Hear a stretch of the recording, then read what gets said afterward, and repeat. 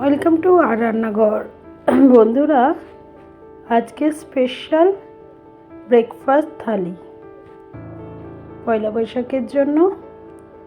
আপনারা জানেন স্পেশাল কিছু রান্না করেছিলাম, তার মধ্যে ছিল পায়েস, মিষ্টির দোকানের মতো আলুর তরকারি আর ডালপুরি। তো আজকের রেসিপি হলো সেই ডালপুরি, যেটা আমি করেছিলাম। প্রথমে 2 বাটি মতো ময়দা নিয়েছি, ময়দার মধ্যে দিয়েছি স্বাদ মতো একটু লবণ আর বেশ 2 চামচ মতো চিনি, আর দিলাম কালো জিরে। সব কিছু দিয়ে একটু ভালো করে আগে মাখিয়ে নিলাম। এবার দিচ্ছি সাদা তেল। সাদা তেলটা দিয়ে আরও একবার ভালো করে মাখিয়ে নিতে হবে, অর্থাৎ ময়াম দিয়ে নিতে হবে। এবার আমি হালকা উষ্ণ গরম জল ব্যবহার করছি। আমি ময়দাতে সবসময় হালকা উষ্ণ গরম জলই ব্যবহার করি। এবার অল্প অল্প করে জল দিয়ে ময়দাটাকে ভালো করে ঠেসে মেখে নেব। আপনারা এই ময়দার পরিবর্তে গমের আটাও ব্যবহার করতে পারেন। গমের আটা দিয়ে ডালপুরি করলে একটু লাল লাল হয়, কিন্তু অনেক বেশি নরম হয় এবং খেতেও খুব ভালো লাগে। আর ময়দাতে যদি ডালপুরি করা হয় তাহলে দেখতে কিন্তু সাদা সাদা হয়।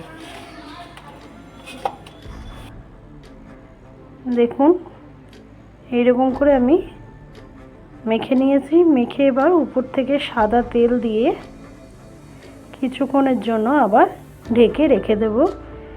আপনাদের হাতে সময় না থাকলেও 15 থেকে 20 মিনিটের জন্য একটু ময়দাটা রেখে দেবেন। এবার ডালপুরি করার যে পুরটা অর্থাৎ ডাল, সেটা এবার আমি কি করছি দেখুন। ছোলার ডাল নিয়েছি 1 বাটি মতো, এটা 250 গ্রাম ছোলার ডাল। ভালো করে নর্মাল জলে আমি ধুয়ে নিচ্ছি। দেখুন, দেখেই বুঝতে পারবেন যে কত সাদা সাদা বেরিয়েছে। জলটা ফেলে দিয়ে আমি প্রেসার কুকারে ছোলার ডালটা নিয়ে নিয়েছি। দিলাম স্বাদ মতো লবণ এবং 1/2 চিমটে মতো হলুদ। দেওয়ার পর পরিমাণ মতো জল দিয়ে প্রেসার কুকারে 2 থেকে 3টে সিটি দেবেন। আপনাদের প্রেসার কুকার অনুযায়ী দেবেন। আমার এই প্রেসার কুকারে 2টো সিটি দিলেই যথেষ্ট। দেখুন, সিটি পড়ে গেছে, সেদ্ধ হয়ে গেছে। এই দেখুন, ছোলার ডালটা ঠিক এইরকমভাবে সেদ্ধ হয়ে গেছে। এবার আমি ছুটির দিন যেহেতু শিলপাটা নিয়ে বসে গেছি, দিলাম 2টো কাঁচা লঙ্কা আর অল্প করে লবণ। আগে একটু লবণ দিয়েছি, সেই জন্য আর বেশি লবণ দিলাম না। এবার অল্প অল্প করে ছোলার ডাল নিয়ে আমি বেটে নেব। আপনারা শিলপাটার জায়গায় আপনারা মিক্সির মধ্যেই বেটে নেবেন।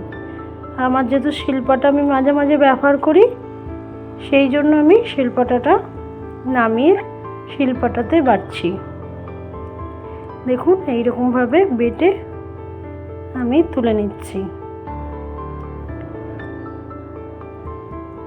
আমার মা আবার বলে শিলপাটাতে নাকি বাটলে টেস্ট কিন্তু একটু আলাদাই হয়।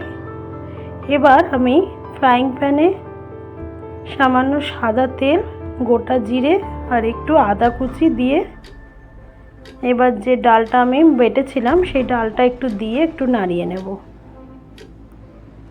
এইভাবে আমি ডালপুরির পুর তৈরি করি। দেখুন, এইভাবে একটু হালকা হালকা ভাজা করে নেব। হয়ে গেছে, বেশি নয়, 1/2 মিনিট, হয়তো 1/2 মিনিট লেগেছে আমার এটা করতে। ডালটা তুলে নিয়েছি। এবার আমি ময়দাটা নিয়ে চলে এলাম। ময়দাটা আরও একবার ভালো করে ঠেসে নেব।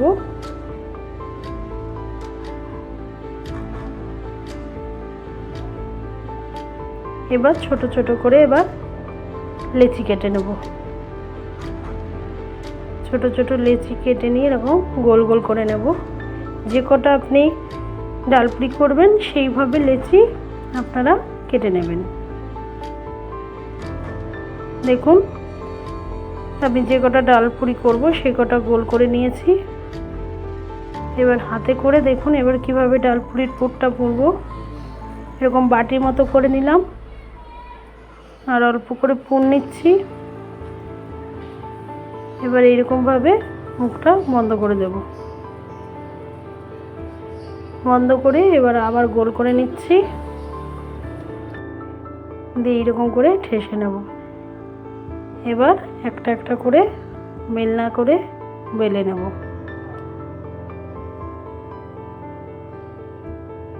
খুব বেশি পাতলা করার প্রয়োজন নেই, একটা মিনিমাম সাইজ করলেই হবে, কারণ বেশি পাতলা করলে আবার ডালগুলো উপর থেকে বেরিয়ে যাবে। দেখুন আমি এইরকম সবকটা ডাল পুরি বেলে নিয়েছি। এবার শুধু গরম তেলে দেখুন ভেজে নিচ্ছি কীভাবে ফুলছে। দেখুন ডাল পুরিগুলো, আমি বলেছিলাম যে ময়দার ডাল পুরি সাদা সাদা হবে আর আটার ডাল পুরি লাল লাল হয়, দুটোই খেতে টেস্ট ভালোই হয়। দেখুন আমি প্রত্যেকটা এরকম দিয়ে এরকমভাবে তেলে দিয়ে ভেজে নিচ্ছি। প্রত্যেকটা ডাল পুরি আমার ফুলেছে এবং খেতেও খুব বেশি টেস্ট হয়েছে।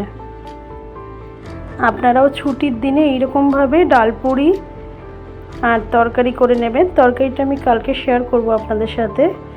আমি খেতে দিয়েছিলাম এইরকম পায়েস আর আলুর তরকারি, নিরামিষ আলুর তরকারি। এটা আমি পেঁয়াজ রসুন ছাড়াই করেছি। আর এই যে ডাল পুরি, ফুলকো ফুলকো ডাল পুরি 4টে দিয়ে দিয়েছি। এই থালাটা আমার মেয়ে খাবে, ও 4টে খেতে পারবে না, কিন্তু ওকে আমি সাজিয়ে এইরকমভাবেই খেতে দিই।